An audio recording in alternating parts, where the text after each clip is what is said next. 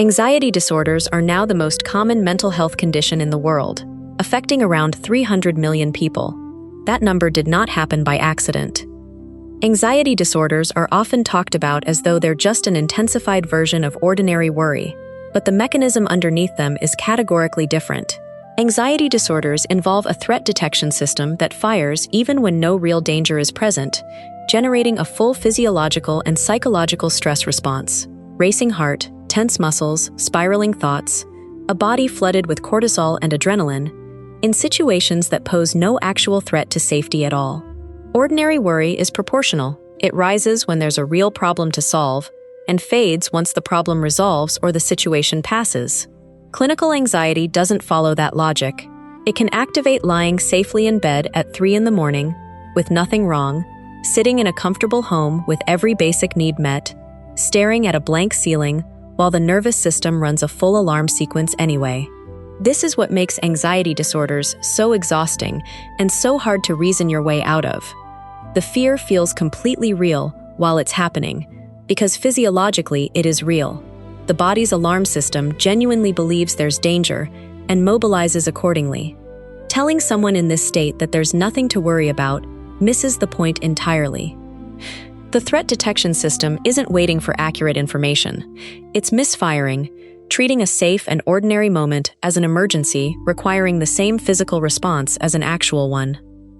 This misfiring has a specific origin point in the brain, the amygdala, the structure responsible for detecting threat and triggering the body's fight-or-flight response. The amygdala operates on what researchers describe as a better safe than sorry principle.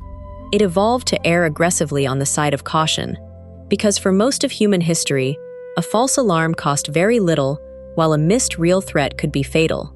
That trade-off made evolutionary sense in an environment full of genuine physical dangers. The problem is that the amygdala hasn't updated its calibration for a modern environment built almost entirely around abstract, non-physical stressors. It cannot reliably distinguish between a predator and a difficult email sitting unopened in an inbox. Both register as threats worth mobilizing the body for, complete with elevated heart rate, shallow breathing, and a surge of stress hormones. A demanding boss, a looming deadline, an ambiguous text message left on read. None of these carry any risk of physical harm, but the amygdala responds to them with the same intensity it would bring to an actual predator, because it has no separate category for socially uncomfortable versus life-threatening. The result is a nervous system running a genuinely dangerous world response inside an environment that is, in the vast majority of moments, physically safe. A mismatch between the threat and the reaction that anxiety sufferers live with constantly. Modern life doesn't just fail to prevent anxiety, it actively multiplies the number of anxiety triggers a person encounters, at a rate the nervous system was never built to process. Information overload means constant exposure to distressing news from anywhere in the world, arriving continuously rather than in the limited, local doses humans evolved to handle. Social comparison now happens at a scale that didn't exist a generation ago.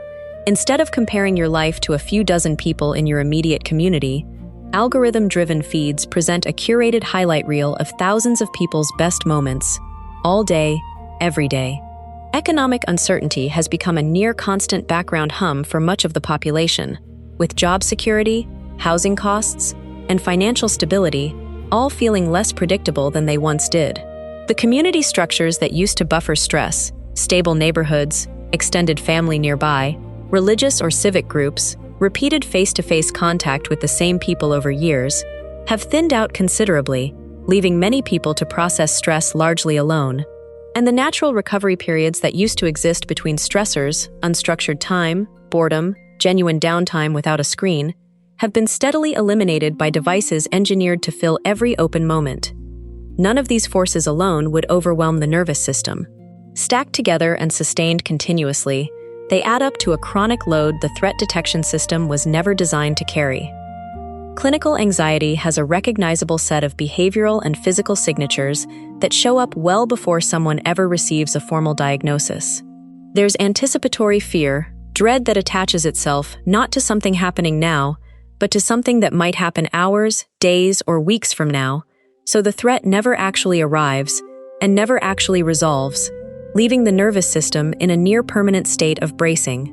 There's avoidance, where situations, people, or tasks associated with anxious feelings get systematically sidestepped, from delaying a phone call, to skipping an event, to putting off an overdue conversation indefinitely.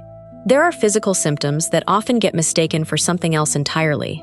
A racing heart, shallow or held breath, tight shoulders and jaw, a stomach that won't settle. Sensations so consistently physical that many people end up in emergency rooms convinced they're having a heart attack before anyone identifies anxiety as the cause. And underneath all of it runs cognitive hypervigilance, a background scanning process that's constantly checking for signs of danger, criticism, or things going wrong, even during ordinary, low-stakes moments like a quiet afternoon or a routine conversation. None of these show up in isolation. They tend to compound. The physical tension feeds the hypervigilance fuels more anticipatory fear, and the anticipatory fear drives more avoidance, each piece reinforcing the others in a loop that runs largely outside conscious control. Left untreated, anxiety doesn't stay contained to a few uncomfortable moments. It produces a progressive restriction of the person's entire life. Every situation that triggers anxiety and gets avoided provides genuine, immediate relief, which is exactly the problem. That relief teaches the brain that avoidance works, reinforcing the very response that caused the discomfort in the first place. The dinner invitation that gets declined because it feels overwhelming, the phone call that gets postponed indefinitely, the opportunity that gets passed over because the uncertainty feels unbearable, each one delivers short-term comfort and long-term cost, and the trigger's power over the person actually grows stronger every time it's avoided rather than confronted. Over months and years, this compounds into a world that keeps shrinking. A wide range of activities and relationships narrows down to a smaller, more manageable set, which narrows further, until what was once a full and varied life has contracted to a small handful of safe routines and spaces.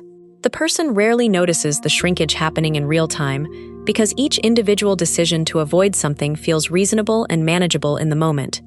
It's only in hindsight, looking back over a year or a decade, that the scale of what's been given up, relationships not pursued, opportunities not taken, experiences quietly ruled out, becomes visible, and by then the avoidance pattern is often deeply entrenched.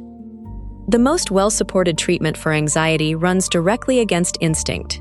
Instead of avoiding what triggers the fear, exposure-based therapy involves facing it, deliberately and gradually, in a structured way that allows the nervous system to relearn that the situation isn't actually dangerous.